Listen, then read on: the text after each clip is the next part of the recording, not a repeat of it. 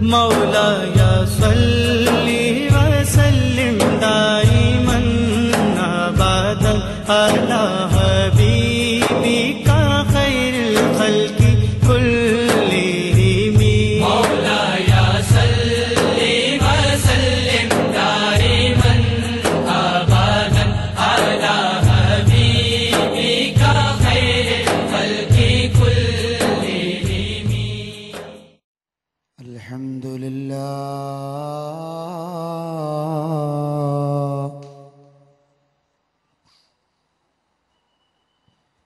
الحمد لله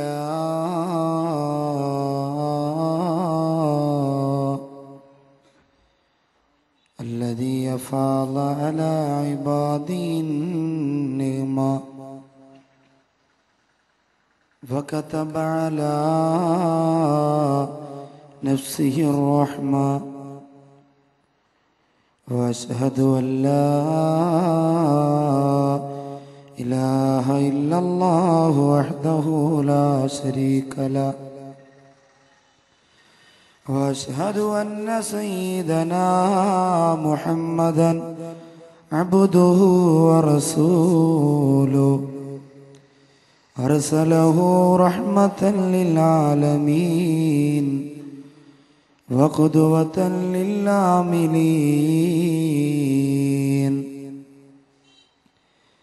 بعثه للإيمان مناديا وإلى دار السلام داعيا وللخليقة هاديا ولكتابه مبينا وتاليا وبمرضاته سعيا وبالمعروف آمرا وبالمنكر ناهيا. اللهم صل على روح سيدنا محمد في الأرواح. اللهم صل على جسد سيدنا محمد في الأجساد. اللهم صل على قبر سيدنا محمد في القبور. اللهم صل على اسم سيدنا محمد في الأسماء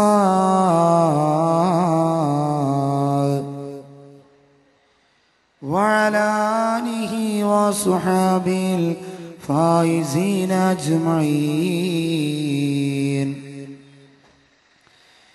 يا جابر كل جبار ويا مونس كل وحيد ويا صاحب كل غريب ويا ميسر كل يسير ويا من لا يحتاج إلى البيان والتفسير أفوض أمري إلى الله أفوض أمري إلى الله أفوض أمري إلى الله إن الله بصير بالعباد. أعوذ بالله من الشيطان الرجيم. بسم الله الرحمن الرحيم.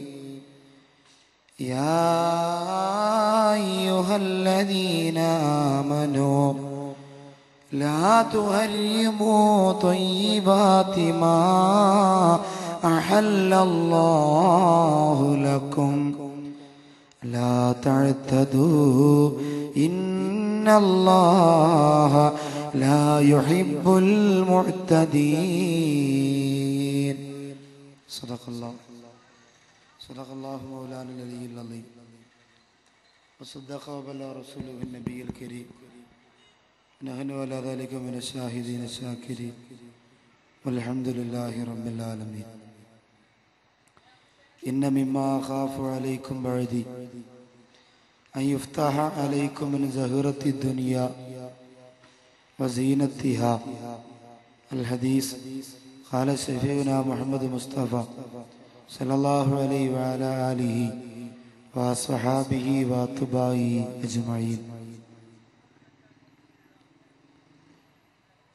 या सय्यद अस्सादाति जितुका क़ासिदा अर्जू रिलाका वाहतमी बिहिमाका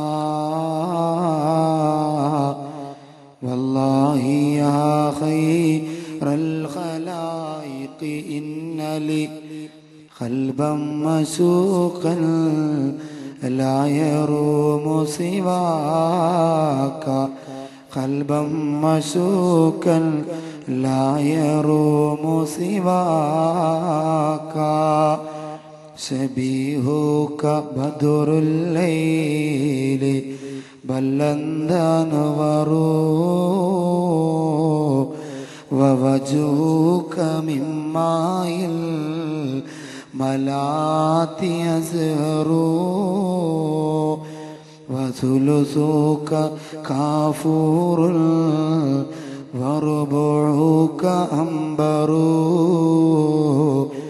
وخمسك ياقوت وباقيك جوهر بذل بإفلاسي بفقري بفاقتي إليك رسول الله أمسيت أهرب.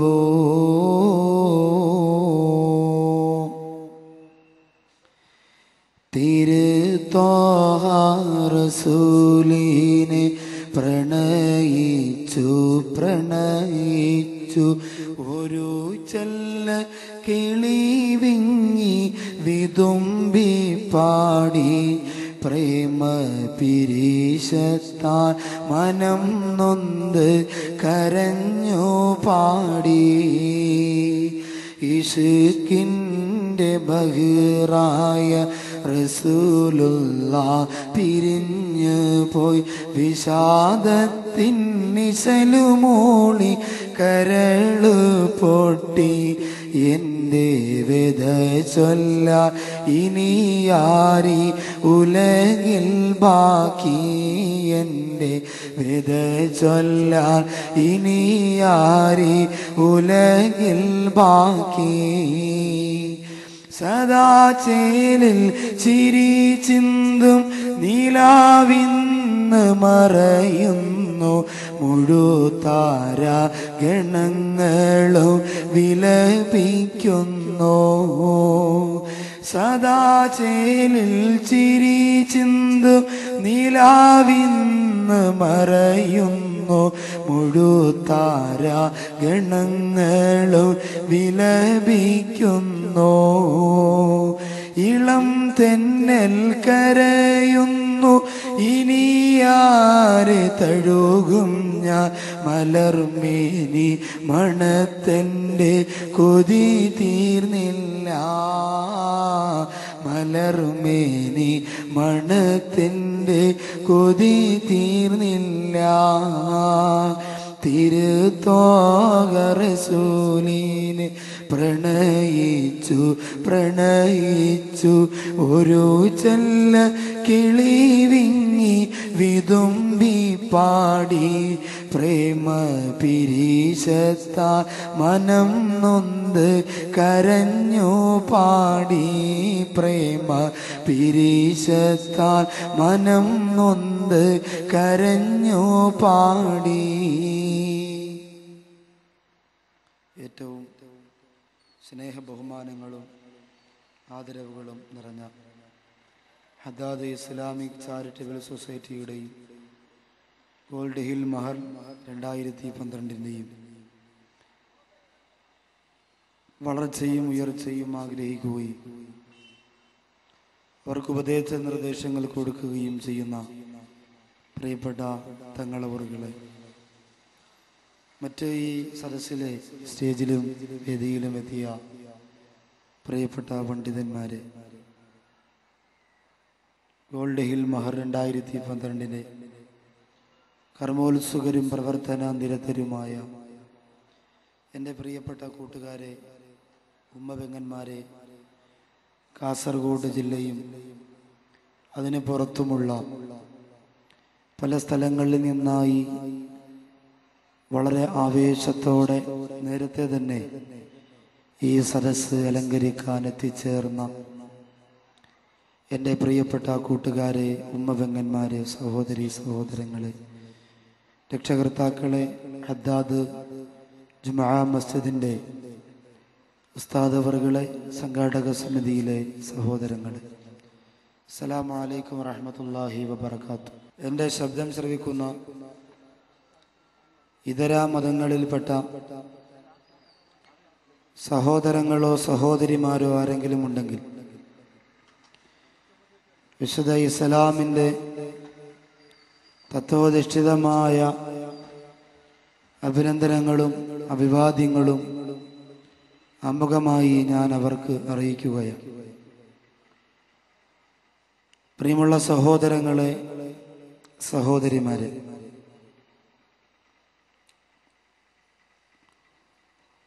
സുഖമില്ല എന്ന ഒരു വാക്ക് പറഞ്ഞുകൊണ്ട് ഈ വിശാലമായ ഹദ്ദാദ് നഗരിയിൽ ഒരുമിച്ച് കൂടിയ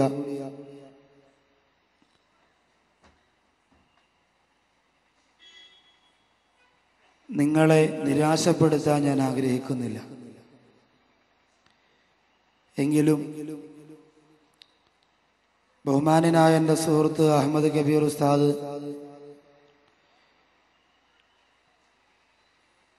ശാരീരികമായ അസ്വസ്ഥതകൾ അലട്ടുന്ന ഈ വിനീതിന് വേണ്ടി ദുആ ചെയ്തപ്പോൾ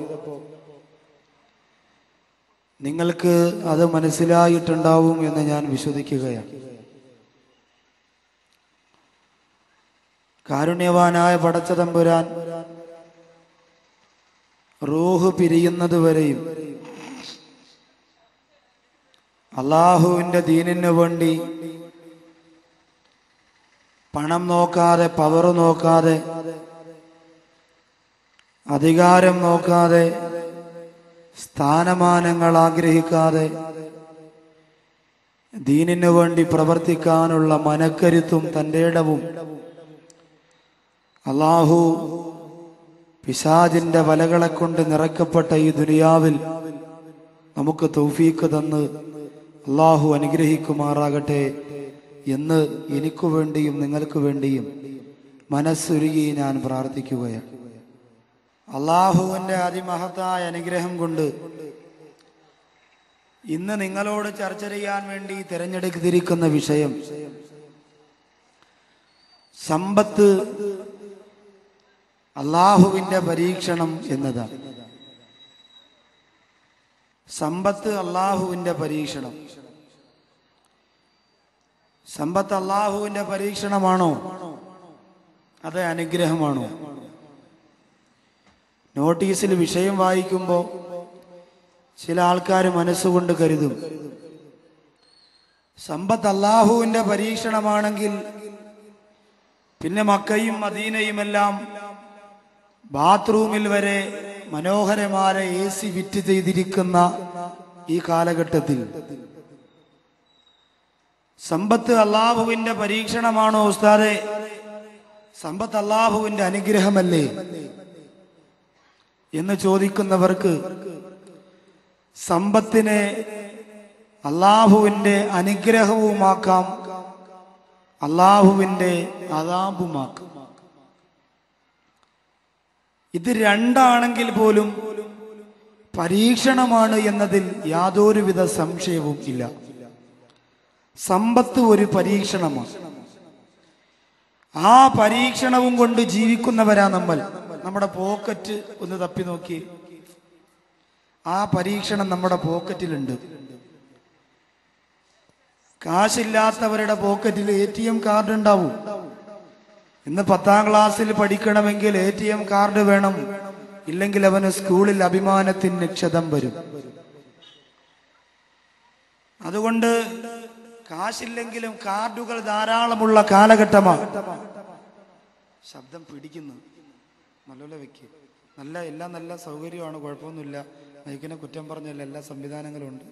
ശബ്ദം പിടിക്കരുത്. ഞാൻ മരുന്ന് രാവിലെ മുതൽ കഴിച്ചിട്ട് 20 ദിവസത്തിന് ശേഷം ആദ്യമായിട്ട് ഒരു പരിപാടിക്ക് വരികയാണ്.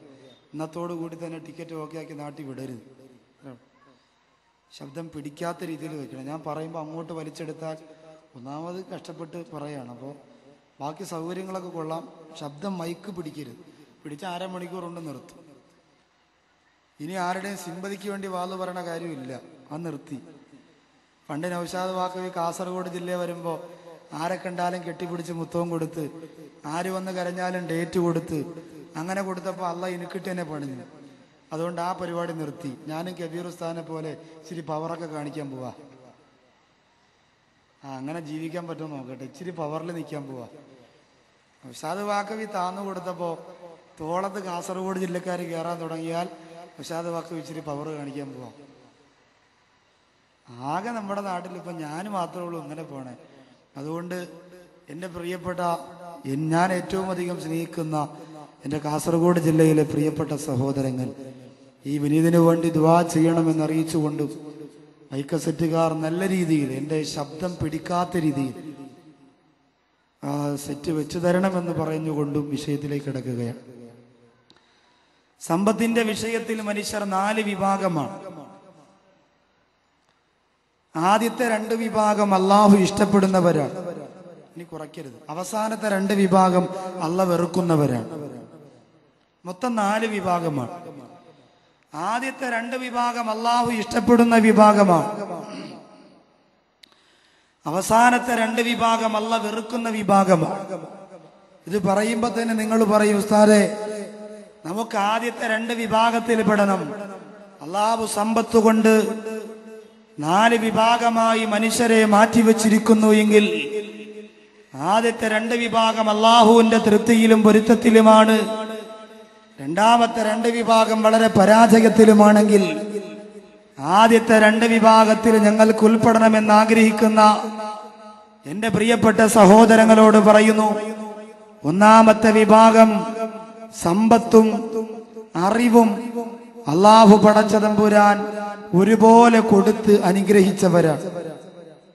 സമ്പത്തും അറിവും ഒരുപോലെ കൊടുത്തു. ധാരാളം കാശും അള്ളാഹു കൊടുത്തു. അതെങ്ങനെ ചിലവഴിക്കണമെന്ന ദീനി ബോധവും അള്ളാഹു കൊടുത്തു. ഇതാണ് ഒന്നാമത്തെ വിഭാഗം.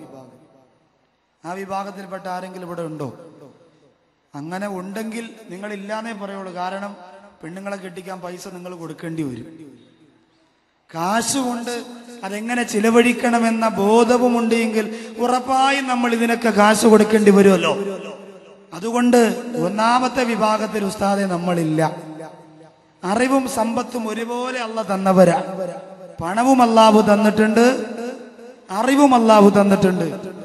എങ്ങനെയാണ് അള്ളാഹുവിനെ വഴിപ്പെടേണ്ടതെന്ന്, എങ്ങനെയാണ് നിസ്കരിക്കേണ്ടതെന്ന് അള്ളാഹു തന്റെ ശരീരത്തിന് സമ്മാനിച്ചിരിക്കുന്ന ഭൗതിക ലോകത്തെ ആയുസ്സിനെ അലങ്കരിക്കാൻ അള്ളാഹു പടച്ച തമ്പുരാൻ കൊടുത്തിരിക്കുന്ന സാമ്പത്തികമുണ്ടല്ലോ, ആ സാമ്പത്തികം എങ്ങനെ ചിലവഴിക്കണമെന്നുള്ള അറിവും ബോധവുമുള്ളവനാണ് ഒന്നാമത്തെ വിഭാഗം.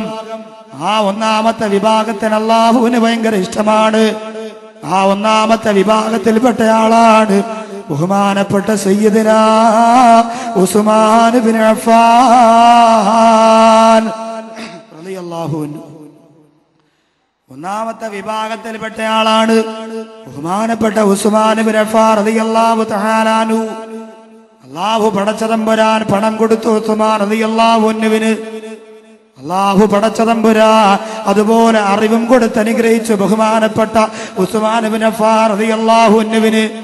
അതുകൊണ്ടാണല്ലോ ഒരിക്കൽ അല്ലാഹുവിന്റെ ഹബീബ് മദീനയുടെ തിണ്ണയിലിരുന്നു കൊണ്ട് പൊട്ടിക്കരഞ്ഞുകൊണ്ടിരിക്കുമ്പോൾ ബഹുമാനപ്പെട്ട ഉസ്മാൻ ഇബ്നു അഫ്ഫാൻ റളിയല്ലാഹു അൻഹു പ്രവാചകന്റെ മുമ്പ് വന്നുകൊണ്ട് ചോദിക്കുന്നു, യാ റസൂലല്ലാഹ്, എന്തിനാണ് അല്ലാഹുവിന്റെ റസൂലേ അങ്ങ് പൊട്ടിക്കരയുന്നത്?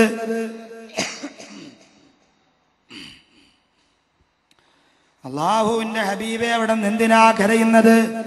ആരംഭപ്പൂവായ മദീനയുടെ രാജകുമാരന്റെ കണ്ണുകൾ നിറഞ്ഞൊഴുകുമ്പോ അള്ളാന്റെ റസൂല് പൊട്ടിക്കരഞ്ഞുകൊണ്ട് പറയുന്നു, ഉസ്മാൻ, ഞാൻ പള്ളിയിലേക്ക് പോകുന്ന വഴിയില് 2 പാവപ്പെട്ട യതീമക്കളെ കണ്ട ഉസ്മാൻ. ആ മക്കളെ സഹായിക്കാൻ ആരുമില്ല ഉസ്മാൻ, അവരെ സംരക്ഷിക്കാൻ ആരുമില്ല ഉസ്മാൻ, അവർക്ക് ഭക്ഷണം കൊടുക്കാൻ ആരുമില്ല ഉസ്മാൻ. വാപ്പയില്ലാത്ത മക്കളാണവര്. ആ 2 പ്രിയപ്പെട്ട മക്കള് വീടിന്റെ അകത്തിരിക്കുമ്പോൾ ആ വീടിന്റെ പുറത്ത് താമസിക്കുന്നത് മുനാഫിഖാന മനുഷ്യനാണ്.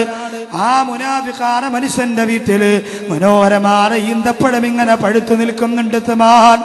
ആ പഴുത്തു നിൽക്കുന്ന ഈന്തപ്പഴത്തിന്റെ പഴങ്ങൾ ഇങ്ങനെ ആ വീട്ടുകാർ അടർത്തിയെടുക്കുമ്പോ ദിവസങ്ങളായി പട്ടിണി കിടക്കുന്ന മദീനത്തെ എന്റെ പാവപ്പെട്ട അനാഥ മക്കള് ആ വീടിന്റെ നടയിൽ ഇറങ്ങി കൊണ്ടുവന്ന് പൊട്ടിക്കറിയുമായിരുന്നു ഉസ്മാൻ. അതുകൊണ്ട് ആ മക്കൾക്ക് ആ ഈന്തപ്പനത്തോട്ടം വാങ്ങിച്ചു കൊടുക്കാൻ വേണ്ടിയിട്ട് മുനാഫിഖാന മനുഷ്യന്റെ മുമ്പിലേക്ക് കടന്നു ചെന്നിട്ട് ആ മനുഷ്യനോട് ഞാൻ ഈന്തപ്പനത്തോട്ടത്തിന് വിലപേശി ഉസ്മാൻ. അള്ളാന്റെ റസൂല് പറയുന്നു, ഉസ്മാനെ, ആ മുനാഫിഖാന മനുഷ്യനോട് ഈന്തപ്പനത്തോട്ടം പാവപ്പെട്ട അനാഥ മക്കൾക്ക് കൊടുക്കാൻ എനിക്ക് വാങ്ങണമെന്ന് ആഗ്രഹമുണ്ട്, എത്ര രൂപയാണെങ്കിൽ തരുമെന്ന് ഞാൻ ചോദിച്ചപ്പോ മുനാഫിഖാന മനുഷ്യനറിയാം എത്ര രൂപ പറഞ്ഞാലും അല്ലാഹുവിന്റെ റസൂൽ അത് വാങ്ങുമെന്ന്. മനസ്സിലായ മുനാഫിഖാന മനുഷ്യൻ പറഞ്ഞത് 100 ഈന്തപ്പനത്തോട്ടത്തിന്റെ വിലയാണ്. ആ മദീനയിൽ ഈന്തപ്പനത്തിന് എത്ര വില വരുമോ അതിന്റെ 100 ഇരട്ടി വില ചോദിച്ചപ്പോ അല്ലാഹുവിന്റെ റസൂല് കരഞ്ഞുകൊണ്ട് തിരിച്ചു വരികയാ. എന്തിനാ കരഞ്ഞതെന്നറിയോ? അല്ലാഹുവേ, മദീനയുടെ പരിസരത്ത് കണ്ട പാവപ്പെട്ട അനാഥ മക്കൾക്ക് ഭക്ഷണം കൊടുക്കാൻ, ആ പാവപ്പെട്ട അനാഥ മക്കൾക്ക് ഒരു ഈന്തപ്പഴം വാങ്ങിക്കൊടുക്കാനുള്ള കഴിവില്ലാതെ പോയല്ലോ എന്ന് പറഞ്ഞുകൊണ്ട് പൊട്ടിക്കരഞ്ഞപ്പോ റസൂലുള്ളാഹിയുടെ കൈപിടിച്ച് മുത്തം കൊടുത്തുകൊണ്ട് മദീനയുടെ രാജകുമാരന്റെ കൂടെ കിടന്നിറങ്ങാനുള്ള ഭാഗ്യം ലഭിച്ച ഇസ്ലാമിന്റെ 3ാമത്തെ ചക്രവർത്തിയാണ് സയ്യിദുനാ ഉസ്മാൻ ഇബ്നു അഫ്ഫാൻ. കരഞ്ഞുകൊണ്ട് പറയുന്ന നബിയേ, 100 ഈന്തപ്പനത്തോട്ടത്തിന്റെ എല്ലാ 1000 ഈന്തപ്പനത്തോട്ടത്തിന്റെ വില ചോദിച്ചാലും ആ ഈന്തപ്പനത്തോട്ടം ഇന്ന് തന്നെ ഞാൻ വാങ്ങിയിട്ട് അനാഥ മക്കൾക്ക് കൊടുത്തുകൊള്ളാം. അല്ലാഹുവിന്റെ റസൂലേ,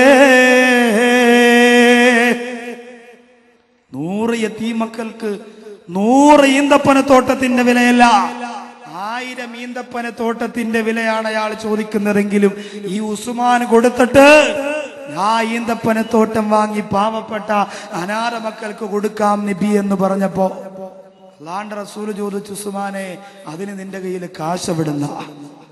ഉസ്മാൻ ഇബ്നു അഫ്ഫാൻ റളിയല്ലാഹു അൻഹു കണ്ണീരോടുകൂടി പറഞ്ഞു, അല്ലാഹുവിന്റെ റസൂലേ, എനിക്ക് അല്ലാഹു പടച്ചതമ്പുരാൻ പണവും തന്നിട്ടുണ്ട്, അങ്ങയുടെ കൂടെ നടന്ന് അറിവും ബോധവും എനിക്ക് തന്നിട്ടുണ്ട്, പണത്തിന് എനിക്ക് കുറവില്ല എന്ന് പറഞ്ഞുകൊണ്ട് ഉസ്മാൻ ഇബ്നു അഫ്ഫാൻ റളിയല്ലാഹു തആല അൻഹു പറഞ്ഞെങ്കിൽ 1ാമത്തെ ഉപമ ഉസ്മാൻ ഇബ്നു അഫ്ഫാൻ റളിയല്ലാഹു അൻഹു.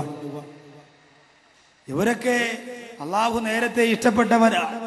ഉസ്മാൻ റളിയല്ലാഹു അൻഹുവിന്റെ പേര് അർശിന് താഴെ എഴുതപ്പെട്ടിരിക്കുന്നു.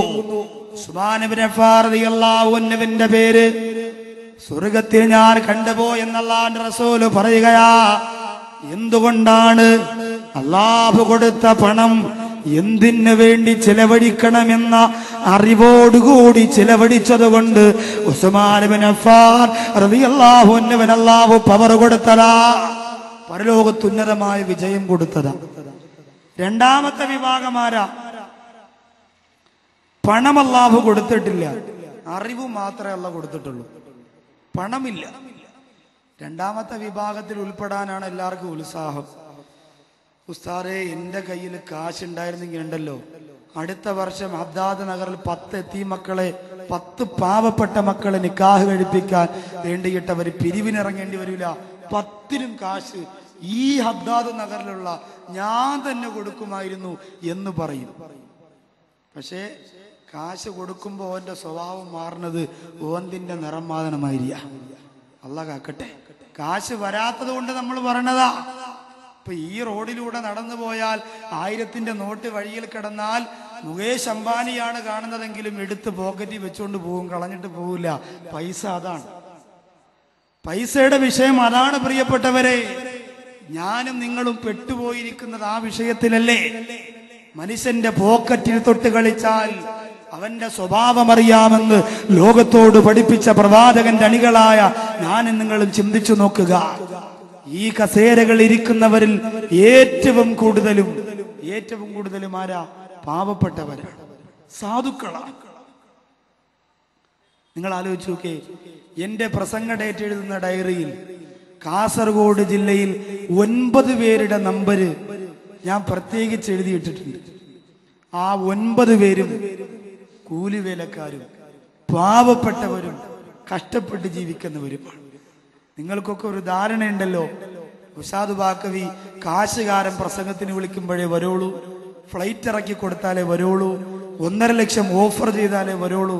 അതൊക്കെ എന്നെ കുറിച്ച് പറയുന്നവന് നാവ് പൊഴുത്തു പോകും. അള്ളാഹു കാത്തിരക്ഷിക്കട്ടെ. കാരണം എന്തെന്നറിയോ? ജീവിതത്തിൽ ഒരുപാട് അനുഭവിച്ചവനായ എന്റെ പ്രിയപ്പെട്ടവരെ, 15-ാമത്തെ വയസ്സിൽ പ്രഭാഷണത്തിന് വേണ്ടി സ്റ്റേജിൽ കയറി നിൽക്കുമ്പോ എന്റെ പ്രിയപ്പെട്ട ഉപ്പ പട്ടിണി കിടക്കുന്ന എനിക്ക് വേണ്ടി കഴിക്കാൻ നമ്മുടെ നാട്ടിലുള്ള ചക്കയുടെ ചൊള ചൂടാക്കി പാചകം ചെയ്തിട്ട് പ്രസംഗത്തിന് ശേഷം വീട്ടിൽ പോയി കഴിച്ചവനാ ഞാൻ.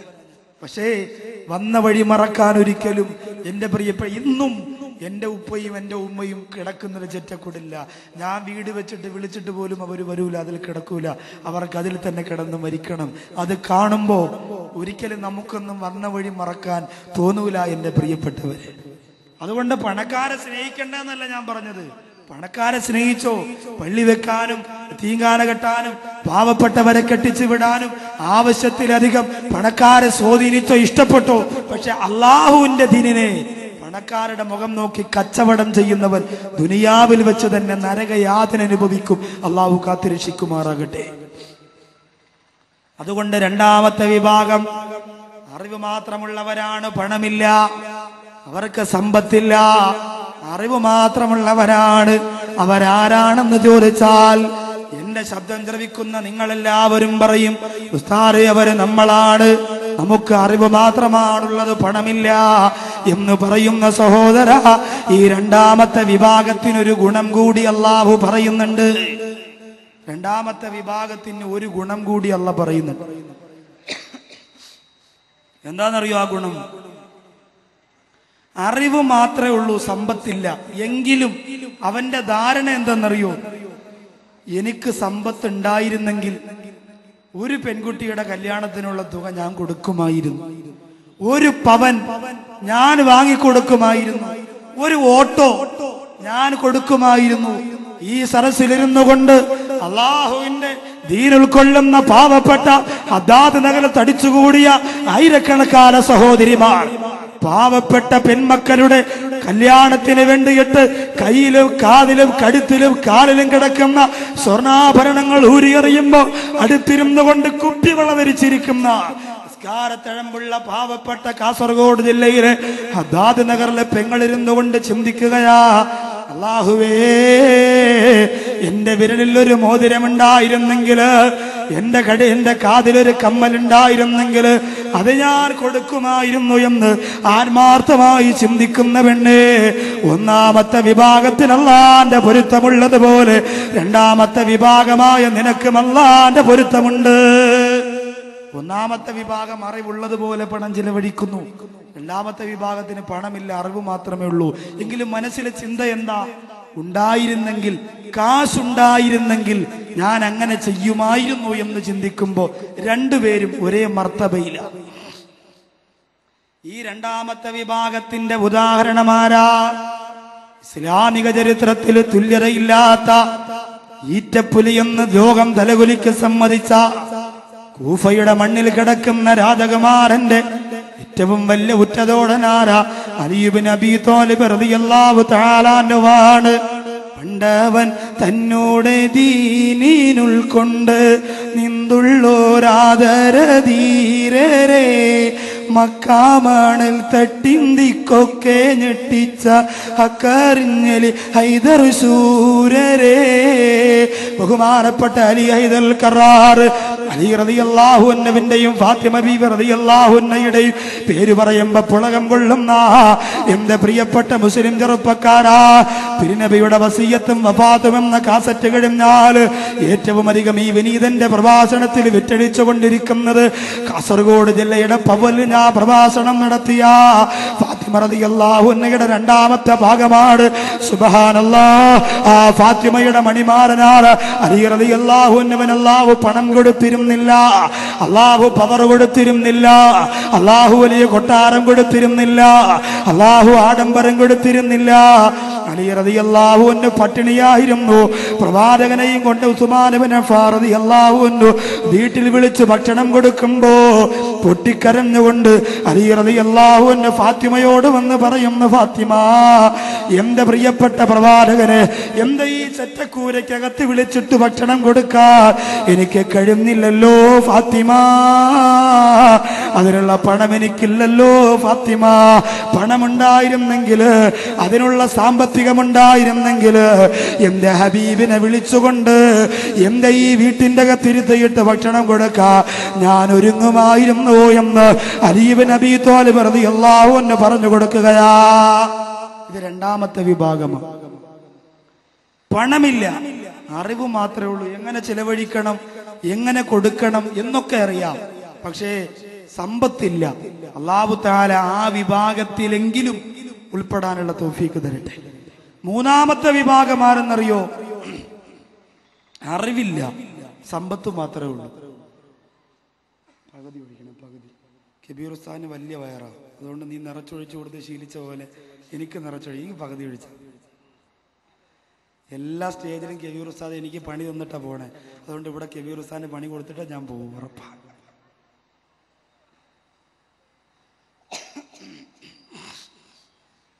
അപ്പോ മൂന്നാമത്തെ വിഭാഗം എന്നറിയോ? അറിവ് ഇല്ല, സമ്പത്ത് മാത്രമേ ഉള്ളൂ. നമ്മുടെ നാട്ടിലെ ചില ചെറുപ്പക്കാരെ പോലെ നിസ്കരിക്കാൻ വരുന്നില്ലടെ, ഇൻഷാ അല്ലാഹ് വരണം, പോക്കറ്റിൽ 1000ന്റെ നോട്ട് ഇങ്ങനെ മടക്കി വെച്ചിരിക്കും. സമ്പത്ത് ശരിക്കുണ്ട്, അറിവും ബോധവും ഇല്ല. അങ്ങനെയാണെങ്കിൽ നമ്മുടെ നാടിന് ശാപമാണ്. ജില്ലകളിൽ ഒരുപാട് സാമ്പത്തികം അല്ലാഹു കൊടുത്തിരിക്കുന്ന ജില്ല ഏതാ? പറയാൻ ഇച്ചിരി മടിയായിരിക്കും നിങ്ങൾക്ക്. ജില്ലകളിൽ സാമ്പത്തിക ഇച്ചിരി കൂടുതൽ കൊടുത്തിട്ടുള്ള ജില്ല ഏതാ? പറയ്. കാസർഗോഡ് അഭിമാനത്തോടെ പറയ്, അൽഹംദുലില്ലാ മനസ്സിന്റെ അകത്ത് തട്ടിക്കെട്ട് പറയ്. പാവപ്പെട്ട ഹദ്ദാദ് നഗറിൽ 25-ാം തീയതി പാവപ്പെട്ട കണ്ണീര് കുടിക്കുന്ന 7 മക്കൾക്ക് സന്തോഷത്തിന്റെ താലിച്ചരട് കൊടുക്കാൻ കാസർഗോഡ് ജില്ലയുടെ ഹദ്ദാദ് നഗറിന്റെ സഹോദരങ്ങൾക്ക് സാധിക്കുമെങ്കിൽ അല്ല പണം തന്നു എന്ന് പറയാൻ ഒരുത്തരെയും പേടിക്കേണ്ട കാര്യമില്ല. അഭിമാനത്തോടെ പറഞ്ഞു, ആരെയാ പേടിക്കാം? അല്ല തന്ന പണം തന്നു എന്ന് തന്നെ പറയാം, തന്നു തന്നെ പറയാം. 1 പവൻ സ്വർണം വെച്ചൊക്കെ പലരും പാവപ്പെട്ട മക്കൾക്ക് വേണ്ടി ഓഫർ പറഞ്ഞു എന്നറിഞ്ഞു. അൽഹംദുലില്ലാ, അള്ളാഹു അവർക്ക് അടുത്ത വർഷമാകുമ്പോ 10 പവൻ കൊടുക്കാനുള്ള സാമ്പത്തിക ഭദ്രത ഈ വിപുലമായ സരസിന്റെ പോരിശ കൊണ്ട് അള്ളാഹു കൊടുത്ത് അനുഗ്രഹിക്കുമാറാകട്ടെ. മനസ്സിൽ തട്ടിയാണ് ഞാൻ ദുആ ചെയ്യുക, വെറുതെ അല്ല. അതൊക്കെ വേണം. അള്ളാഹു പണം കൊടുത്തിട്ട് അറിവ് കൊടുക്കുമ്പോഴേ എങ്ങനെ ചെലവഴിക്കാൻ തോന്നുള്ളൂ. അറിവ് കൊടുക്കാതിരുന്നാ പറ്റൂല. അറിവില്ലാതിരുന്നാ നമ്മളെ നാട് വെച്ചേക്കോ. പണം മാത്രമുണ്ട്, അറിവില്ല. അങ്ങനെയാണെങ്കിൽ ആർക്ക് കൊടുത്തതുപോലെയാകും. ഇന്ന ഖാറൂന കാന മിൻ ഖൗമി മൂസ ഫബഖാ അലൈഹിം വആതൈനാഹു മിനൽ ഖുനൂസി മാ ഇന്ന മഫാതിഹു ലതനൂ ബിൽ ഉസ്ബതി ഉൽ ഖുവാ. 700 ഒട്ടകം ചുമന്നാലും തീരാത്ത ധനശേഖരണത്തിന്റെ താക്കോൽ കൂട്ടങ്ങളുമായി ദുനിയാവിന്റെ തൊലിക്ക് പുറത്ത് ജീവിച്ച മൂസാ നബി അലൈഹിസ്സലാമിന്റെ സമുദായത്തിലെ കാലഘട്ടത്തിൽ ജനിച്ച ഖാറൂൻ എന്ന് പറയുന്ന മനുഷ്യന്റെ കഥ അല്ലാഹുവിന്റെ പരിശുദ്ധ ഖുർആനിലൂടെ പഠിച്ചുപോയ എന്റെ പ്രിയപ്പെട്ട മുസ്ലിമേ, അവനല്ലാഹു പണം കൊടുത്തു, അവനല്ലാഹു വലിയ കൊട്ടാരം കൊടുത്തു, അവനല്ലാഹു വലിയ സുഖം കൊടുത്തു, അവനല്ലാഹു താരാട്ടുപാടാ തോടികളെ കൊടുത്തു, അവന്റെ കാല് ഞെക്കിക്കൊടുക്കാൻ തൊലിവെളുപ്പുള്ള തരണീമണികളെ കൊടുത്തു, അവന്റെ പാതിരാത്രി പകലാക്കി മാറ്റാ ചുണ്ടു ചുമന്ന തക്കാളിക്കവുള്ള കാശ് കൊടുത്ത് വാങ്ങുന്ന മദാമമാര് കാറൂരിന്റെ നെഞ്ചത്ത് കിടന്നുരുണ്ടു പോയെങ്കിൽ അവസാനം കാറൂരൻ അല്ലാഹു കൊടുത്ത പണിയെന്താ? വഖസഫ്നാ ബിഹി വബിദാരിഹിൽ അർള്. ആ കാറൂരിനെയും കാറൂരിന്റെ കൊട്ടാരത്തെയും ഭൂമിയുടെ ഒരു ഭാഗം തുറന്നിട്ട് അതിന്റെ അകത്തേക്ക് അല്ലാഹു ഇടിച്ച് താഴ്ത്തിക്കളഞ്ഞെന്ന് പടച്ച റബ്ബിന്റെ ഖുർആന് പഠിപ്പിക്കുന്നു. ആ വിഭാഗത്തിലാകണമോ എന്റെ കാസർഗോഡ് ജില്ലക്കാരാ? അല്ലാഹു പണം മാത്രം തന്ന പേപ്പട്ടികളെ പോലെ, പോത്തുകളെ പോലെ, മൂരികളെ പോലെ തിന്നാനും കുടിക്കാനും സുഖിക്കാനും രസിക്കാനും കളിക്കാനും ചിരിക്കാനും ആഹ്ലാദിക്കാനും ആനന്ദിക്കാനും മാത്രം മൃഗങ്ങളെ പോലും നാണിപ്പിക്കുന്ന തരത്തിൽ ജീവിക്കാൻ വിധിക്കപ്പെട്ടവനായി മാത്രം അതപ്പതിക്കണമോ എന്റെ പ്രിയപ്പെട്ടവരെ? ഒരിക്കലും ആ വിഭാഗത്തിൽ ഞാനും നിങ്ങളും പെട്ടുപോകരുത്. എന്തിനാ അങ്ങനെ ഒരു ജീവിതം? എന്തിനാണ് അങ്ങനെ ഒരു ജീവിതം? സ്വർണ്ണമഞ്ചത്തിൽ കൊണ്ടുവന്നടക്കിയാലും പ്രിയമുള്ളവരെ, കുറച്ച് ദിവസങ്ങൾ കഴിയുമ്പോൾ ആ ശരീരത്തിന്റെ അവസ്ഥ പരിതാപകരമാണ്. അല്ലാഹു കാത്തിരക്ഷിക്കട്ടെ. അതുകൊണ്ട് തീരുമാനമെടുക്കണം നമ്മൾ. അല്ലാഹു പണം തന്നെങ്കിൽ അറിവുണ്ടാക്കിയിട്ട് ആ പണം അതുപോലെ ചെലവഴിക്കണം. ഇല്ലാതെ കാറൂരിനെ പോലെ തിന്നാനും കുടിക്കാനും രസിക്കാനും സുഖിക്കാനും മാത്രം അള്ള തന്ന പണം വരുമ്പോഴാണല്ലോ മനുഷ്യന്റെ മനസ്സ് മാറുന്നത്. എത്രയോ സഹോദരങ്ങൾ ഗൾഫിൽ കിടന്ന് കഷ്ടപ്പെടും. ഗൾഫുകാരന്റെ ഭാര്യയാണ് എന്ന് പേര് കിട്ടാൻ വേണ്ടിയിട്ട് പ്രിയപ്പെട്ട സഹോദരിമാർ സാധാരണ ധരിച്ചുകൊണ്ടിരിക്കുന്ന ചെരുപ്പ് മാറ്റി ഐഹീറിന്റെ ചെരുപ്പാക്കും. മുടി സ്ട്രൈറ്റ് ചെയ്യും. പിന്നെന്താ, പിരിയം പ്ലക്ക് ചെയ്യും. നമ്മുടെ നാട്ടിലേക്ക് അങ്ങനെ പറയാം, ഇവിടെ എന്താണെന്നറിയില്ല. പിരിയം ഇങ്ങനെ ക്ലീൻ ആക്കി എടുത്ത് വടിച്ചു കളഞ്ഞിട്ട് അവിടെ ഒരു മഷി പുരട്ടും, ഒരു പെയിന്റ്. ഇതൊക്കെ കാശ് വരുമ്പോ ചെയ്യണതാ. ഇപ്പൊ നമ്മൾ ആലോചിച്ച് നോക്കിയാൽ നമ്മുടെ ഉസ്താദുമാർക്ക് കിട്ടുന്ന ശമ്പളം ബറക്കത്തുള്ളതാ. അത് എല്ലാ ജില്ലയിലും അങ്ങനെ തന്നെ, കാസർഗോഡ് മാത്രമല്ല. 2500 3000 കൂടുതൽ അങ്ങനെ കൊടുക്കലില്ലല്ലോ. അങ്ങനെ ഒരു ഭാഗ്യം അള്ള വേണ്ടി വെച്ച് വന്നിട്ടുണ്ട്. കേരളത്തിൽ ഒരു സ്ഥലത്തും അത്ര കൂടുതൽ കിട്ടലില്ല. പിന്നെ 4000 രൂപ 4500 രൂപ 100 രൂപ ഉസ്താദിന് കൂട്ടിയാൽ പിന്നെ സെക്രട്ടറി വന്നിട്ട് പറയും, ഇനി അടുത്ത വലിയ പെരുന്നാളിനെ കൂട്ടോളൂ കേട്ടോ എന്ന് പറയും. 100 രൂപ ഒരു വർഷത്തേക്ക് കൂട്ടിയതാ. അപ്പൊ ഈ പാവപ്പെട്ട ഉസ്താദ് ഇങ്ങനെ വീട്ടിൽ ചെല്ലുമ്പോ ഭാര്യ പറയണു, അപ്പുറത്തെ സുൽവത്ത് സ്കൂട്ടി എടുത്ത് സ്കൂട്ടി. അപ്പോ ഭർത്താവായ ഉസ്താദ് ചോദിക്കും, നീ എന്തെടുത്തു? ഞാൻ 15 വക ഏടെടുത്തു. ഓതാനല്ലേ എനിക്ക് പറഞ്ഞിട്ടുള്ളൂ. എത്ര ആലോചന വന്നത്, അവസാനം കിട്ടിയത് മെയിലായി പോയി. ഇത് പറയും, ഇതൊക്കെ പറയും. ഇത് കേട്ടിട്ട് ഉസ്താദ് ഇങ്ങനെ ആഴ്ച ലീവ് കഴിഞ്ഞ് പള്ളിയിലേക്ക് പോകുമ്പോൾ മനസ്സുകൊണ്ട് ചിന്തിക്കുക, റബ്ബേ എങ്ങനെ ഒന്ന് അടിച്ചു പൊളിച്ച് ജീവിക്കും? എന്നും ഈ വെള്ളമുണ്ടും വെള്ള ജുബയും ഒരു കിറാറായ ചെരുപ്പും ബസ് കാത്ത് നിന്ന്, ഒരു വണ്ടിയൊക്കെ വേണ്ടേ ബസ് കാത്ത് നിന്ന് ടിക്കറ്റ് എടുത്ത് യാത്ര ചെയ്ത്, ഇതൊക്കെ ഒന്ന് മാറണം. അങ്ങനെ ഇരിക്കുമ്പോഴാണ് സെക്രട്ടറിയൊക്കെ നല്ല സെറ്റപ്പിൽ നടക്കുന്നു. ഉസ്താദ് ചോദിക്കും, നിങ്ങൾക്ക് എങ്ങനെയാണ് കാര്യങ്ങളൊക്കെ? ഉസ്താദ്, ഞാൻ ചെറിയ റിയൽ എസ്റ്റേറ്റ് ബിസിനസ്സും മറ്റു കാര്യങ്ങളോട്ടൊക്കെ ഇങ്ങനെ പോവാൻ. ഉസ്താദ് പറയും, ഞാനും കൂടെ ഒന്നും കൂടി ചാടിയാലോ? സെക്രട്ടറി പറയും, വേണ്ട. കാരണം എന്താ, ഉസ്താദ് ചാടിയ ഉള്ള വസ്തു മുഴുവനും ഉസ്താദ് തകടും കൂടും എഴുതി കച്ചവടം നടത്തും. സെക്രട്ടറി വെള്ളത്തിലാവും.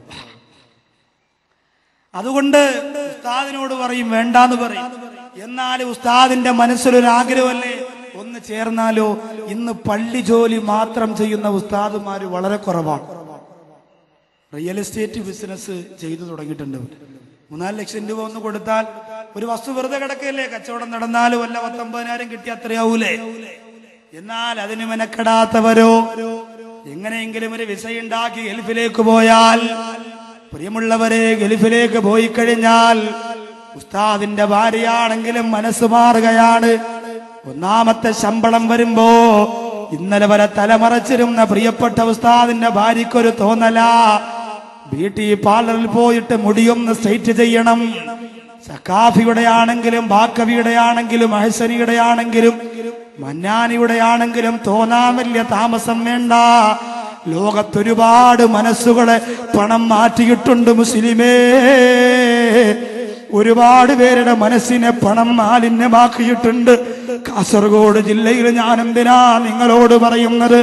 നിങ്ങളുടെ വീട്ടുവളപ്പിൽ പോലും, നിങ്ങളുടെ വീട്ടുമുറ്റത്ത് പോലും, നിങ്ങളുടെ നാട്ടിൽ പോലും നൂറുകണക്കായ തെളിവുകളില്ലേ? പണം കൊണ്ട് മനസ്സ് മാറിപ്പോയാ, പദവി കൊണ്ട് മനസ്സ് മാറിപ്പോയാ, പവർ കൊണ്ട് ജീവിതം മാറിപ്പോയാ, ഒരുപാട് ജീവിതങ്ങളെ ഗുണപാഠം ഉൾക്കൊള്ളുന്ന എന്റെ കാസർഗോഡ് ജില്ലയിലെ പ്രിയപ്പെട്ട സഹോദരങ്ങളെ, അതുകൊണ്ട് പണം മാത്രമല്ല കൊടുത്തിട്ടുണ്ട്. അറിവില്ലാത്തവരാണെങ്കിൽ അപകടമാണ്, അപകടമാണ്. അല്ലാഹുവേ, പാവപ്പെട്ട ഉസ്താദുമാരുടെ ജീവിതത്തിൽ ബറക്കത്ത് ചെയ്യണേ അല്ലാ. 2000-3000 രൂപ ശമ്പളം വാങ്ങിയിട്ട് വീട്ടിലേക്ക് ചെല്ലുമ്പോ കുഞ്ഞുമോന് ക്യാൻസർ ആണെന്നറിഞ്ഞാൽ, പൊന്നുമോൾക്ക് ട്യൂമറാണെന്നറിഞ്ഞാൽ എവിടെ പോകും തമ്പുരാനെ? ഒരു പള്ളിക്കാരൻ 10-20 ലക്ഷം രൂപ കൊടുക്കൂല റഹ്മാനെ. പാവപ്പെട്ട ജോലിക്കാരായ ഈ കസേരകൾ വന്നിരിക്കുന്ന സാധുക്കളായ കൂലിവേലക്കാരുണ്ട് തമ്പുരാനെ, അവിടെ ജീവിതത്തിൽ ബറക്കത്ത് കൊടുക്കണേ അല്ലാ. അപ്പൊ അറിവില്ല, സമ്പത്ത് മാത്രമേ ഉള്ളൂ. അടിച്ചു പൊളിച്ച് പെണ്ണിന് പെണ്ണ്, കള്ളിന് കള്ള്, സുഖിച്ച് ജീവിക്കാൻ. കൂട്ടുകാരൊക്കെ സിനിമയ്ക്ക് കൊണ്ടുപോണതവനാ.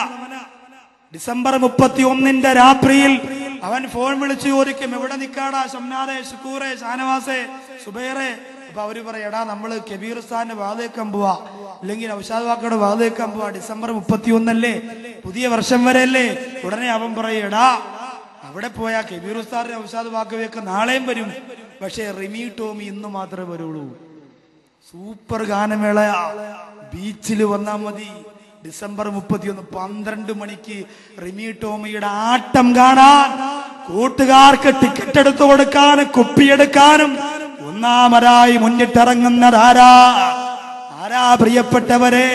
വാപ്പ ഹാജിയാരാണ് പള്ളിയിലിരുന്ന് പുതുവർഷത്തിന് വേണ്ടി പൊട്ടിക്കരഞ്ഞുകൊണ്ട് ദുആ ചെയ്യുമ്പോ വാപ്പാടെ ബോധമില്ലാത്ത 25 വയസ്സുകാരനായ പൊന്നുമോനില്ലേ കടപ്പുറത്ത് സയനോരയുടെ റിമി ടോമിയുടെ ശരീരത്തിന്റെ കുലുക്കം കണ്ടിട്ട് നിർത്തി നിക്കക്കള്ളിയില്ലാതെ നൃത്തം ചവിട്ടുന്ന കാലഘട്ടമാണെങ്കിൽ അറിവില്ലാതെ പണം മാത്രം കിട്ടിപ്പോയാൽ ആ പണം കൊണ്ട് അവന് കിട്ടുന്നത് നരകമാ.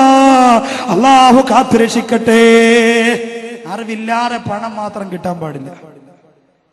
അറിവിന്റെ കൂടെ പണം കിട്ടിയ രക്ഷപ്പെടും. വിഭാഗം ആരെന്നറിയോ? അറിവില്ല, പണവുമില്ല, പക്ഷെ അവർക്കും അള്ളാഹുവിന്റെ വെറുപ്പുണ്ട്. അതെങ്ങനെയാണ് കിട്ടുക വെറുപ്പ്? അറിവില്ല, പണവുമില്ലെങ്കിൽ പിന്നെ എന്തിനാ പടച്ചോന്റെ വെറുപ്പ്?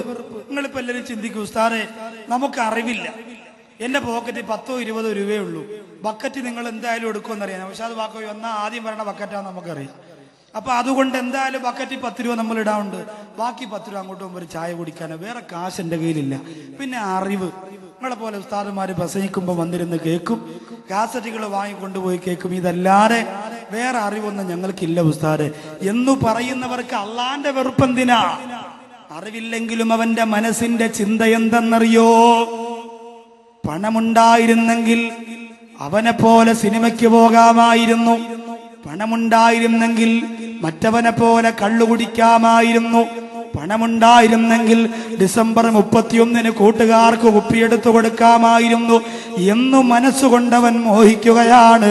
അങ്ങനെയുള്ളവനും അള്ളാന്റെ തൃപ്തിയില്ല. ആയിരക്കണക്കാര സഹോദരിമാര് അബ്ബാദ് നഗറിന്റെ പ്രഭാഷണം കേൾക്കാൻ വന്നിരിക്കുമ്പോ എന്റെ പ്രിയപ്പെട്ട പെങ്ങന്മാരോട് പറയട്ടെ, സഹോദരിമാര് ചിന്തിക്കുകയാ, അല്ലാഹുവേ എനിക്ക് പണമുണ്ടായിരുന്നെങ്കിൽ അപ്പുറത്തെ സുൽവത്തിനെ പോലെ ഞാനും നടക്കുമായിരുന്നു. ക്യൂടെക്സ് പുരട്ടിക്കൊണ്ട്, മുടി സ്ട്രെയിറ്റ് ചെയ്തുകൊണ്ട്, അതേ ചുണ്ട് ലിപ്സ്റ്റിക് പുരട്ടിക്കൊണ്ട്, കാമുകന്മാരെ തോളത്ത് കൈയിട്ടുകൊണ്ട് ഞാനും നടക്കുമായിരുന്നെന്ന് കൊതിച്ചു പോകും പെണ്ണേ. ഈ അവസാനം പറഞ്ഞ 2 വിഭാഗത്തിൽ പെടല്ലേ. അള്ളാഹു നമ്മെ കാത്തുരക്ഷിക്കട്ടെ. അള്ളാന്റെ പരലോകം, ആ പരലോകത്ത് എല്ലാ കാര്യങ്ങൾക്കും ഒറ്റ ചോദ്യമാണ്. ആയുസ് എന്തിന് ചിലവഴിച്ചു? ആരോഗ്യം എന്തിന് ചിലവഴിച്ചു? യുവത്വം എന്തിന് ചിലവഴിച്ചു? അല്ലാഹുവിന്റെ റസൂൽ പറയുകയാ, ലാ തസൂലു ഖദമാ അബ്ദിൻ ഹത്താ യുസ്അല അൻ അർബഈൻ. 4 കാര്യങ്ങളെ കുറിച്ച് ചോദിക്കാറ് ഒരു മനുഷ്യന്റെ കാൽഭാരം ചലിപ്പിക്കാൻ കഴിയൂല. എന്നിട്ട് അല്ലാഹുവിന്റെ റസൂൽ പറയുന്നു 3 കാര്യങ്ങളോട് ചോദ്യം ഒറ്റ ചോദ്യമാണ്, 4ാമത്തെ കാര്യത്തിൽ മാത്രം 2 ചോദ്യമാണ്. പരലോകത്ത് 4 കാര്യങ്ങളെ കുറിച്ച് മൊത്തത്തിലുള്ള ചോദ്യം. ആ 4 കാര്യങ്ങളിൽ 3 കാര്യങ്ങൾക്ക് ഒരു ചോദ്യമേ ഉള്ളൂ. ആയുസ് എന്തിന് ചിലവഴിച്ചു? യുവത്വം എന്തിന് ചിലവഴിച്ചു? ഇൽമ് എന്തിന് ചിലവഴിച്ചു?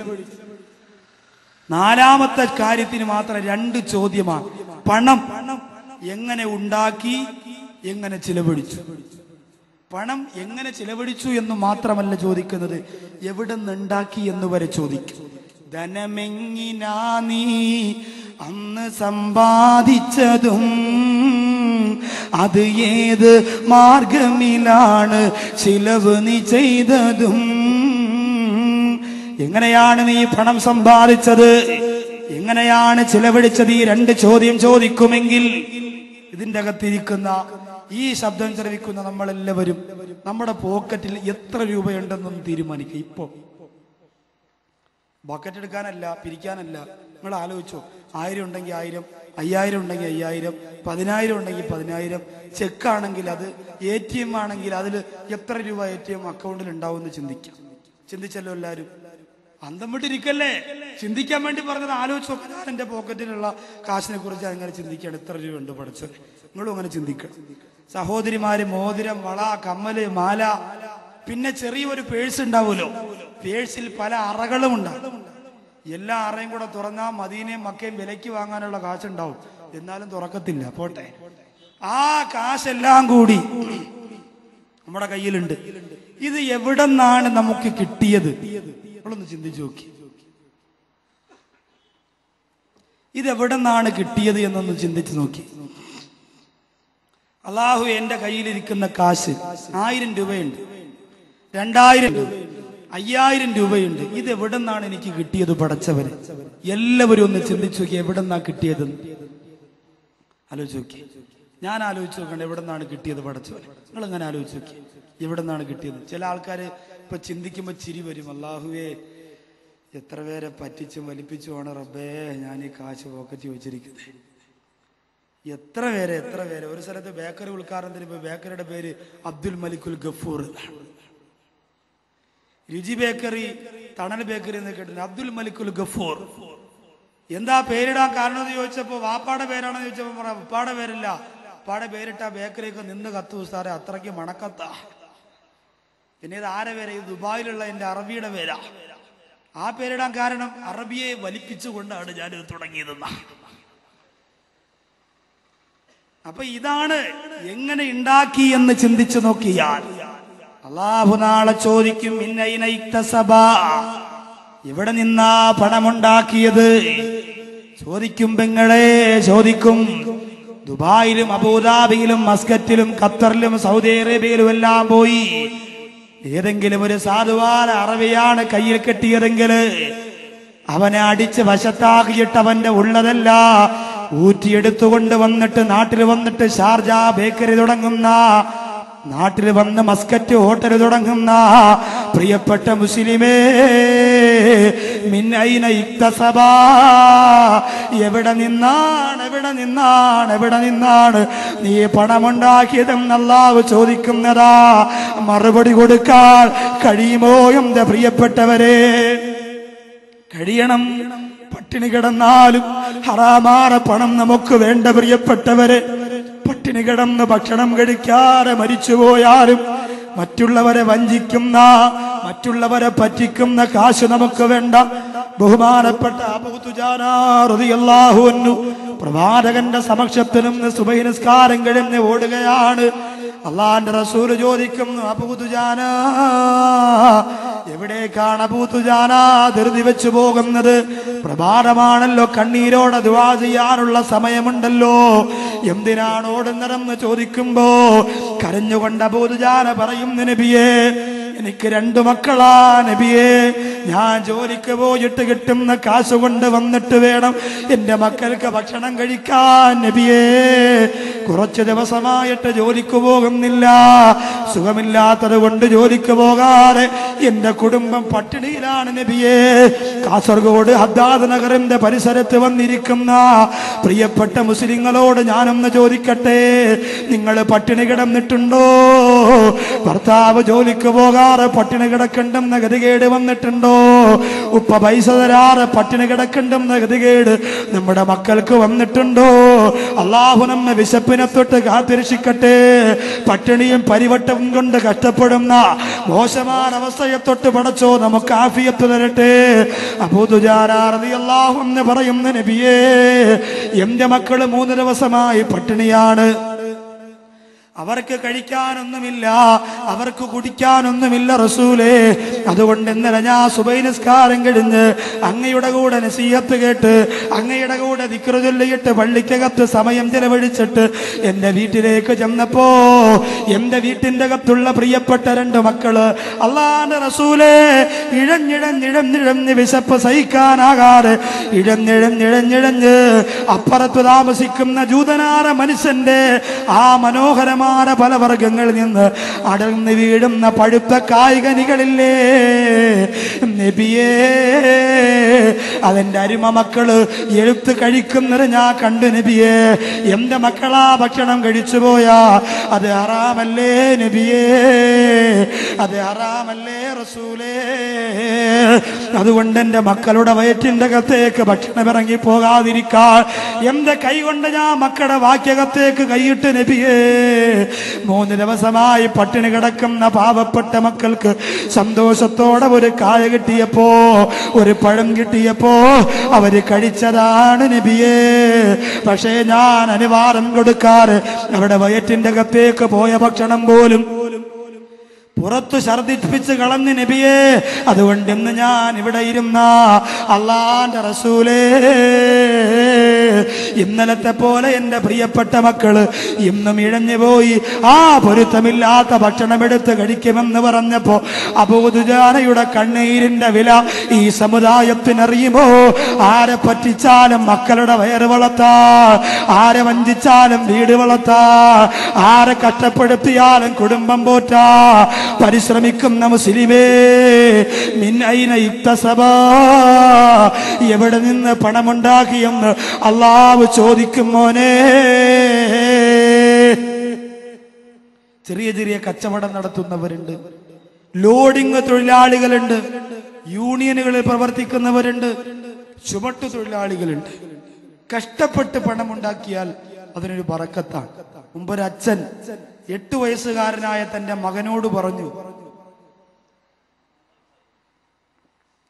8 വയസ്സുകാരനായ മകനോട് പറഞ്ഞു, എല്ലാ ദിവസവും 1 രൂപയുടെ നാണയത്തൊട്ട് എനിക്ക് കൊണ്ട് തന്നല്ലാതെ നിനക്കിനി ഈ വീട്ടിൽ നിന്ന് ഭക്ഷണവും തരൂല, രാത്രി നിന്നെ ഇവിടെ ഉറക്കുകയുമില്ല എന്ന് പറഞ്ഞു. ഇന്നുള്ള മക്കളോട് അങ്ങനെ പറയരുത്. അവരോട് മാതാപിതാക്കൾ അനുവാദം കൊടുത്താൽ ആ സെക്കൻഡിൽ തന്നെ അവർ പോകും. കാപ്പി കൊടുക്കലൊക്കെ വേണോ ഇത്രയും തിരക്കിനിടയിൽ? പുറത്തുനിന്നാണോ? അല്ല, പുറത്തുനിന്നാണെങ്കിലും ഇത്രയും തിരക്കിനിടയിൽ കൊണ്ട് കൊടുക്കുമ്പോൾ അതൊരു ബുദ്ധിമുട്ടാണ്. അടുത്ത പ്രദേശത്തുള്ള യുവാക്കൾ ചെയ്തതാ ഈ ഇതൊക്കെ. എന്ത് ചെയ്യും ഇപ്പൊ? ജനങ്ങൾ ഇത്രയും പേരെ എവിടെ ഇരുത്തും? ഇൻഷാ അല്ലാഹ് ആരും നിരാശപ്പെടേണ്ട. ഒരു 1.5 മാസം കൂടി കഴിഞ്ഞാൽ പഴയ ശബ്ദത്തിലേക്ക് ഇൻഷാ അല്ലാഹ് മടങ്ങി വരും. അപ്പൊ നമുക്ക് കാര്യമായി നമ്മുടെ വാഹനങ്ങളൊക്കെ സംഘാടകർ പറയുന്ന സ്ഥലത്ത് മാറ്റി പാർക്ക് നിർബന്ധമായും അങ്ങനെ തന്നെ ചെയ്തു കൊടുക്കണം, ഇല്ലെങ്കിൽ വിഷമമാണ്. ഇനി അടുക്കൂല, എല്ലാം അടുത്തല്ലേ കിടക്കുന്നേ. കുറച്ചുകൂടി ഒന്നുകൂടെ അടുപ്പിച്ച് നോക്കിയേ, നോക്കട്ടെ പറ്റുമോ? ഞെരിങ്ങിയാണ് കിടക്കുന്നത്. മാക്സിമം പറ്റുമെങ്കിൽ അങ്ങനെ ചെയ്തോ. പക്ഷെ ഫ്രണ്ട് മാത്രം നീങ്ങരുത്, നീങ്ങിയാലും മൊത്തം നീങ്ങണം, എങ്കിലേ ഏറ്റവും പുറകിലുള്ളവർക്ക് ഉപയോഗപ്പെടും. ഇപ്പൊ സുഖമായല്ലോ, കൈ വെച്ചിട്ട് നല്ല വിശാലമായിട്ട്.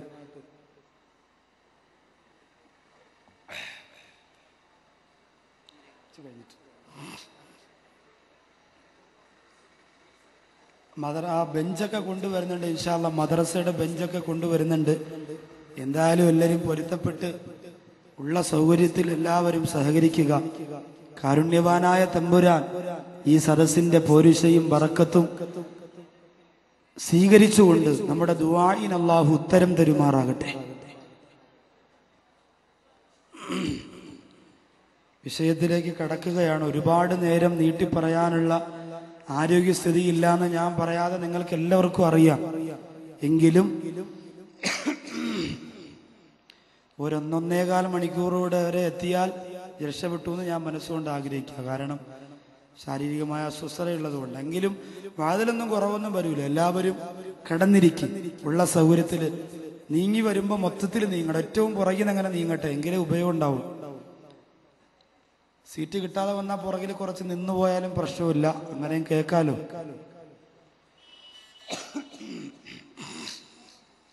റോഡിൽ ദയവ് ചെയ്ത് ആരും നിൽക്കാതിരിക്കുക. കാരണം നമുക്ക് വാഹനങ്ങൾ അങ്ങോട്ടും ഇങ്ങോട്ടും പല ആവശ്യത്തിന് പോകുന്നവരുണ്ടാവും. നമ്മളായിട്ടൊരു തടസ്സം ആർക്കും ഉണ്ടാക്കി കൊടുക്കരുത്. അപ്പോ മകൻ വഷളായി വളരുന്നത് കണ്ട അച്ഛൻ പറഞ്ഞു, എല്ലാ ദിവസവും 1 രൂപയുടെ നാണയത്തൊട്ട് കൊണ്ട് തന്നെങ്കിലേ ഈ വീട്ടിന്റെ അകത്ത് എനിക്ക് കിടക്കാനും പറ്റുള്ളൂ, ഭക്ഷണം കഴിക്കാനും പറ്റുള്ളൂ. മകൻ സമ്മതിച്ചു.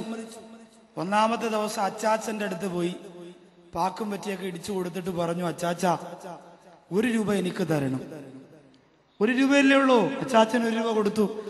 ആ 1 രൂപയും കൊണ്ട് അവർ നേരെ വീട്ടിലേക്ക് ചെന്നു. വൈകുന്നേരമായി അച്ഛന്റെ കയ്യിലേക്ക് ആ 1 രൂപ കൊടുത്തു. അച്ഛൻ പറഞ്ഞു, ആ 1 രൂപ കിണറ്റിൽ കൊണ്ടുപോയി ഇടാൻ പറഞ്ഞു. അങ്ങനെ ആ 1 രൂപ പൊന്നുമകൻ കിണറ്റിൽ കൊണ്ടുപോയിട്ടു. അച്ഛൻ ചോദിച്ചു, ഇതെന്തിനാണ് കിണറ്റിലിട്ടെന്നറിയോ? മോൻ പറഞ്ഞു, അറിയില്ല. അച്ഛൻ പറഞ്ഞു, കുറച്ചു നാൾ കഴിയുമ്പോ ഈ കാശിങ്ങനെ വൃക്ഷമായി പൊടിച്ച് തടച്ച് വളർന്ന് അതിൽ നിന്ന് കാശിങ്ങനെ നമുക്ക് പറിച്ചെടുക്കാമെന്ന് പറഞ്ഞു. 2ാമത്തെ ദിവസം 1 രൂപ കൊടുക്കണമല്ലോ. അമ്മാമ്മയുടെ അടുത്ത് പോയി. അങ്ങനെ ഓരോ ദിവസം കുടുംബത്തിൽപ്പെട്ട ബന്ധുക്കളുടെ അടുത്ത് പോയി 1 രൂപ വാങ്ങി വാങ്ങി വാങ്ങി അച്ഛന്റെ കയ്യിൽ കൊണ്ടുവന്ന് കൊടുത്തു. ദിവസം ഒരുപാട് കഴിഞ്ഞു. അവസാനം അച്ചാച്ചനും അപ്പാപ്പനും ആരും കാശ് കൊടുക്കാതായി. വൈകുന്നേരം വീട്ടിലേക്ക് ചെല്ലണമെങ്കിൽ 1 രൂപ അച്ഛന്റെ കയ്യിൽ കൊടുത്തേ പറ്റുള്ളൂ. ഇനി എന്താണ് പോംവഴി? അവസാനം അയാൾ റെയിൽവേ സ്റ്റേഷന്റെ അരികിൽ പോയി ആ പാവപ്പെട്ട മകൻ കരഞ്ഞുകൊണ്ടിരുന്നു. ട്രെയിനിൽ വന്നിറങ്ങുന്നവരോട് ചോദിച്ചു, എനിക്ക് 1 രൂപ തരുമോ? അവര് പറഞ്ഞു, ഞങ്ങളുടെ ഈ സാധനം ചുമന്ന് ഞങ്ങളുടെ വീട്ടിൽ കൊണ്ടുവന്ന് വെച്ച് തന്നാ നിനക്ക് കാശ് തരാം. അങ്ങനെ 8 വയസ്സുകാരന്റെ തലയിൽ പെട്ടിയും കെട്ടും ചുമന്നുകൊണ്ട് ആ മുതലാളിയുടെ വീട്ടുപടിക്കൽ കൊണ്ട് വെച്ചു കൊടുത്തപ്പോൾ അയാൾ 1 രൂപ കൊടുത്തു. ആ 1 രൂപയും കൊണ്ട് ഓടി വരികയാണ്. അച്ഛന്റെ അടുത്ത് വന്നിട്ട് കയ്യിലേക്ക് ആ 1 രൂപ വെച്ചു കൊടുത്തപ്പോ അച്ഛൻ പറഞ്ഞു, ഇന്നലെ വരെ നിന്നോട് പറഞ്ഞതുപോലെ തന്നെ ഇന്നും ഞാൻ പറയുന്നു, ആ 1 രൂപ കിണറ്റിൽ കൊണ്ടുപോയി ഇടുക. ആ മകൻ 1 രൂപ നെഞ്ചോട് ചേർത്ത് വെച്ചുകൊണ്ട് പൊട്ടിക്കരഞ്ഞുകൊണ്ട് പറഞ്ഞു, എന്റെ അച്ഛൻ എനിക്കിനി ഭക്ഷണം തന്നില്ലെങ്കിലും വീട്ടിന്റെ അകത്ത് കയറ്റിയില്ലെങ്കിലും കുഴപ്പമില്ല, ഈ 1 രൂപ ഞാൻ കിണറ്റിന്റെ അകത്ത് കൊണ്ടിടുകയില്ല. അച്ഛൻ ചോദിച്ചു, അതെന്താ? ഇന്നലെ വരെ നീ ഞാൻ പറഞ്ഞ കാശ് കൊണ്ടിട്ടല്ലോ, ഇത് മാത്രം കൊണ്ടിടാത്തതെന്താ? അവൻ പറഞ്ഞു, ഇന്നലെ വരെ എനിക്ക് കിട്ടിയ 1 രൂപ കഷ്ടപ്പെടാത്ത കാശാ. അച്ചാച്ചന്റെ കയ്യിൽ നിന്നും അപ്പൂപ്പന്റെ കയ്യിൽ നിന്നും അമ്മുമ്മയുടെ കയ്യിൽ നിന്നും ഇരുന്ന് വാങ്ങിയ കാശാ.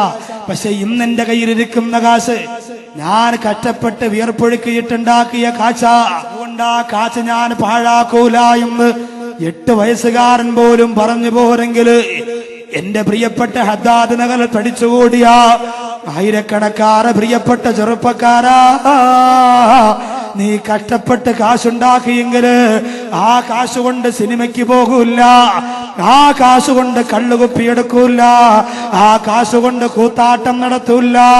കഷ്ടപ്പെടാതെ ഉപ്പാന്റെയും ഉമ്മാന്റെയും കയ്യിൽ നിന്ന് ഖജനാവിൽ നിന്ന് അവന് കാശുണ്ടാക്കുന്നത് കൊണ്ടാ, കഷ്ടപ്പാടും സങ്കടവും അറിയാതെ പണമുണ്ടാക്കിയത് കൊണ്ടാ, വിഷമവും പ്രയാസവും അറിയാതെ പണമുണ്ടാക്കിയത് കൊണ്ടാ. എന്റെ സഹോദരങ്ങൾ ആർഭാടത്തിന് വേണ്ടി ആനന്ദത്തിന് വേണ്ടി പണം ചെലവഴിക്കുന്നത് അള്ളാഹു കാത്തുരക്ഷിക്കട്ടെ. അതുകൊണ്ട് പ്രിയമുള്ളവരെ, എവിടെ നിന്നാണ് പണം സമ്പാദിച്ചതെന്ന് അള്ളാഹു ചോദിക്കുന്നോ? വിയർപ്പൊഴുക്കി കഷ്ടപ്പെട്ട് ഹലാലായ രീതിയിലൂടെയാണ് ഞാൻ പണം സമ്പാദിച്ചതെന്ന് പടച്ചവരോട് പറയാനുള്ള മനസ്സ് ഈ ഒരുമിച്ച് കൂടിയ സഹോദരങ്ങളെ നിങ്ങൾക്ക് വേണം. അള്ളാഹിനോട് ധൈര്യത്തോടുകൂടി പറയാൻ, അള്ളാഹുവേ നീ തന്ന പൊരുത്തത്തോടുകൂടി തന്ന തൃപ്തിയോടുകൂടി തന്ന ചെറിയ ജോലി, ആ ജോലി കൊണ്ട് ആർത്തിയില്ലാതെ ആഡംബരമില്ലാതെ കഷ്ടപ്പെട്ട് ഞാൻ സമ്പാദിച്ച പണമാണ്. ഏറ്റവും എളുപ്പത്തിൽ പണമുണ്ടാക്കലാണ് എല്ലാവർക്കും ഇന്ന് ജോലി. അതിൽപ്പെട്ടതാണ് ചങ്ങല ബിസിനസ്സുകൾ.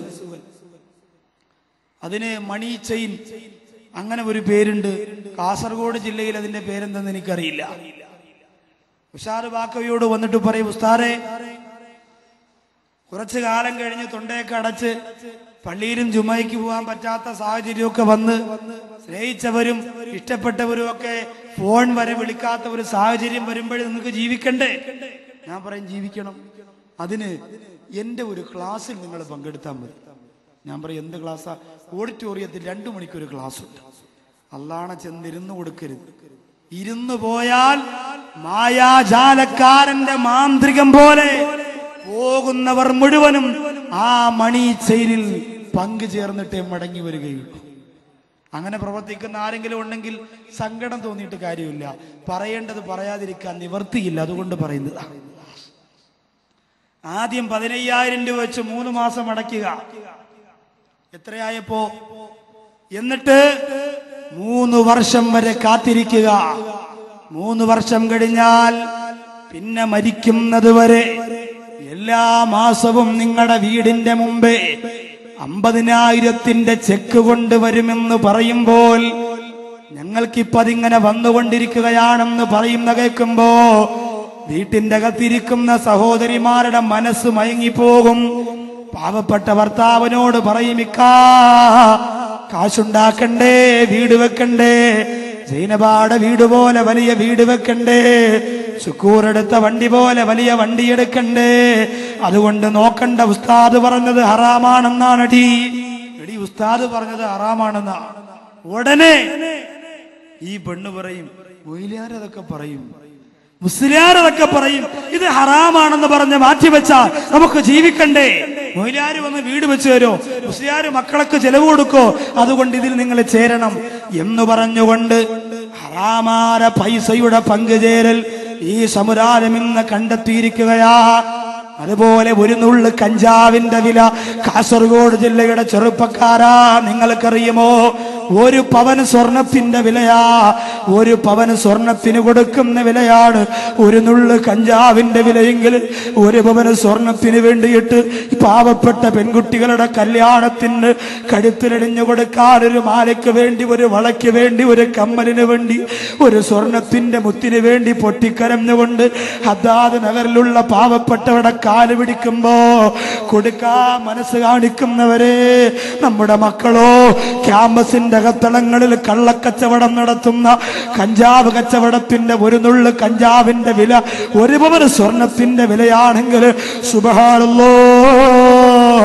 ലക്ഷക്കണക്കിന് രൂപയ്ക്ക് കുടിച്ചു കൂത്താടുന്ന, ലക്ഷക്കണക്കിന് രൂപയ്ക്ക് ശരീരത്തെ നശിപ്പിക്കുന്ന മാരകമായ വിഷം കഴിക്കുന്ന സമുദായത്തിന്റെ ചെറുപ്പക്കാര് ചിന്തിച്ചോ മോനെ, കഷ്ടപ്പെട്ട് പണമുണ്ടാക്കിയാൽ ഇതിന് പവറുണ്ട്, കഷ്ടപ്പെട്ട് പൈസ ഉണ്ടാക്കിയാൽ ഇതിന് പവറുണ്ട്, കഷ്ടപ്പെട്ട് വിയർപ്പൊഴുക്കി പണമുണ്ടാക്കിയവൻ പാവപ്പെട്ട യത്തീം കുട്ടിക്കാണെന്ന് പറഞ്ഞ് ഒരു 15 രൂപ, ഒരു 50 രൂപ ഹദ്ദാദ് നഗറിലെ സംഘാടകരുടെ കയ്യിൽ കൊടുത്താൽ പട്ടിണി കിടക്കുന്ന, ഓലപ്പുര ചോർന്നൊലിക്കുന്ന, ഓലപ്പുരക്കകത്ത് കഴിയുന്ന ഹദ്ദാദ് നഗറിലെ പാവപ്പെട്ട ഉമ്മയില്ലേ, ആ ഉമ്മയതാ ഒരു 50 രൂപ കൊണ്ടുവന്നിട്ട് സ്ത്രീകളുടെ ഭാഗത്തിരിക്കുന്ന സംഘാടകരുടെ കയ്യിൽ കൊടുത്തിട്ട് പറയുന്ന, മക്കളെ 50,000 കൊടുക്കണമെന്ന് കൊതിയുണ്ട്, പക്ഷേ ഉമ്മച്ച് പട്ടിണിയാണ്, ഉമ്മാടെ മക്കളൊക്കെ രോഗിയാണ്, അതുകൊണ്ട് 7 പെമ്മക്കളെ കെട്ടിക്കുന്നോ ഈ 50 രൂപ ഉമ്മാടെ സ്വതക്കയായിട്ടിരിക്കട്ടെ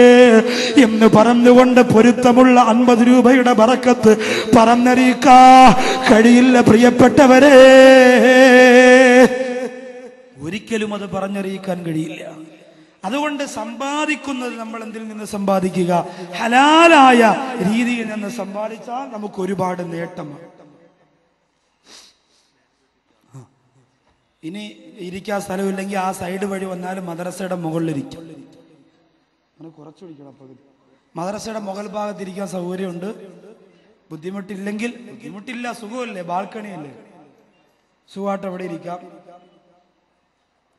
KL 60B33 ഇന്നോവ കാറ് ഒന്ന് മാറ്റി പാർക്ക് ചെയ്ത് കൊടുക്കണം. ആൾക്കാർ വന്നുകൊണ്ടിരിക്കുന്നേ ഉള്ളൂ, നടക്കൂല ഇത്.